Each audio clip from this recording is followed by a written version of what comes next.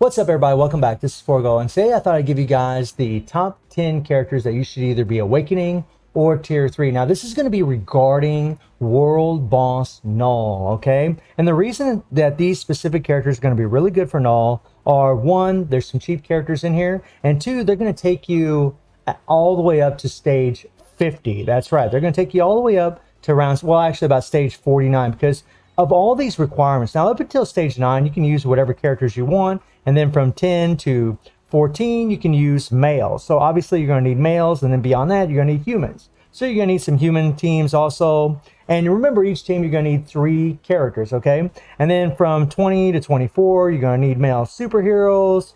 25, you're going to need female, right? 30 to 34, you're going to need blast. And 35 to 39, you need supervillain. 40 to 44, you need agility. And then I believe from 45 to 49, you need speed types, okay? So I've taken all this into consideration whenever I was thinking about what characters should you awaken in tier 3 for this. Now, keep in mind that, as you're leveling up and playing the game and awakening and leveling up characters, you're going to be awakening in tier 3 other characters. But these specific characters are really going to get it done for you, at least in my humble opinion. And the best thing about them is they all can play really well with a mighty CTB of energy. They can play really well with a mighty CTB of destruction, or obviously a brilliant CTB of destruction, or a brilliant CTB of energy, especially when you start getting the higher echelons of World Boss. And this is specifically against Knull. Mephisto has different requirements. And in all honesty, Mephisto is actually much harder to do in high stages than Knull, at least in my humble opinion. So I've kind of just made this list only for Knull, especially since I'm only, at stage 22 against Mephisto. But we got 10 characters here that I believe are going to fit all the requirements for the most part to where you're going to be able to get it done. Now, what's going to end up happening is you're going to reach a certain stage with, like, say, a team here, right? You're going to reach a certain stage where you are going to need only agility, right? Well, in the agility case for the team that I'm offering you, it's going to be Spider-Man, Wave, and White Fox. They all have agility, and they all fit the speed type as well. So from stages 40 to 49, those characters or those teams can actually get it done for you. So if you level up those 3 characters, whenever you get to 40 to 49, you got solid teams that can absolutely get it done. Now, as far as all 10 characters, the first one's going to be Ebony. Ebony's going to be a really great one because he's going to fit that blast requirement, and he's also got the increase to universal types by 35%.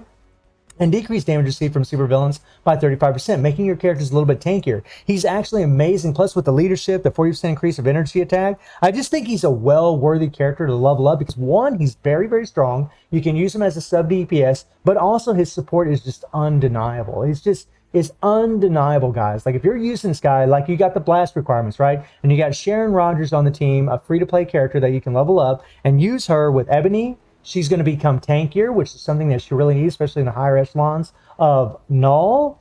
Getting that decreased damage received by 35%, that's going to make her a lot tankier because she doesn't really have the best heal. It's really going to add to her survivability and obviously to her damage. And on top of having a sub DPS, you can even switch your characters and use Ebony in there, which is actually pretty cool. Then I got Doom. Now, I know Doom's a native tier 2 and he is a pretty expensive character. I get it. But Doom is godly.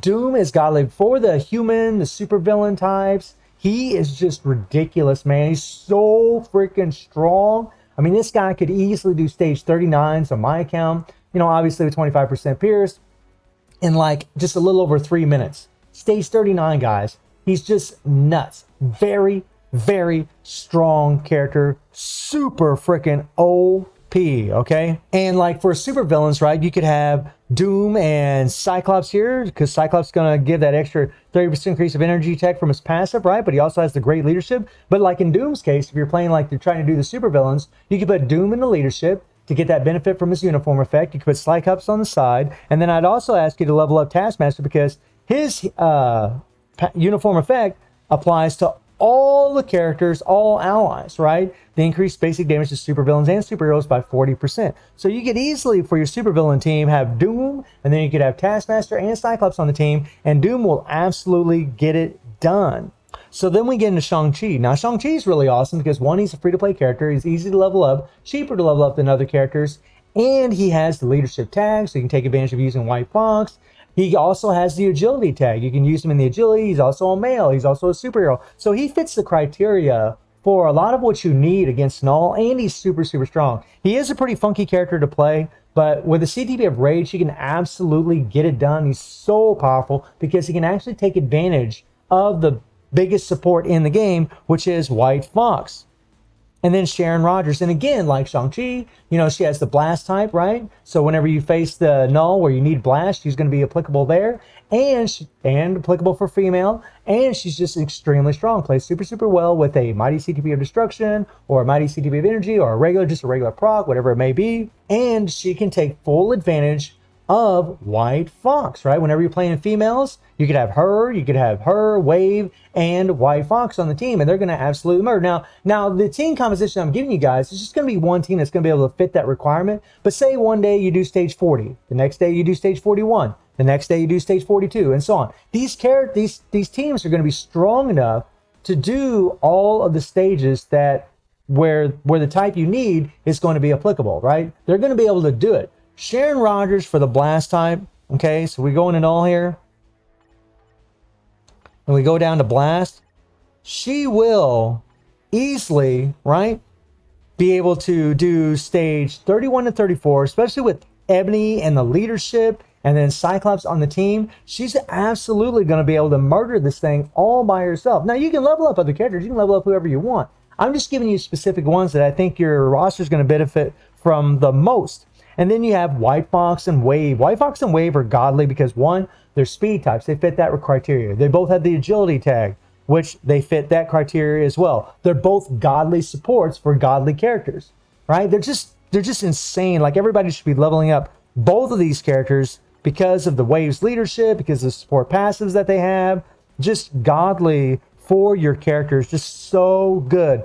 And then we have Moonstone. Moonstone is a human type, so she fits that criteria. She's a female. She plays super, super well with a proc. You don't need a uniform to buy her. Yeah, she's a Crystal Wall character, but she doesn't need a uniform, right? That's kind of the reason Psylocke isn't on this list, because Psylocke, you know, is pretty much as strong as Moonstone. It's just that Psylocke, you have to pay the 6,600 crystals for, and you have to buy a uniform for. So Moonstone's actually a better choice, in my opinion, because she's just cheaper.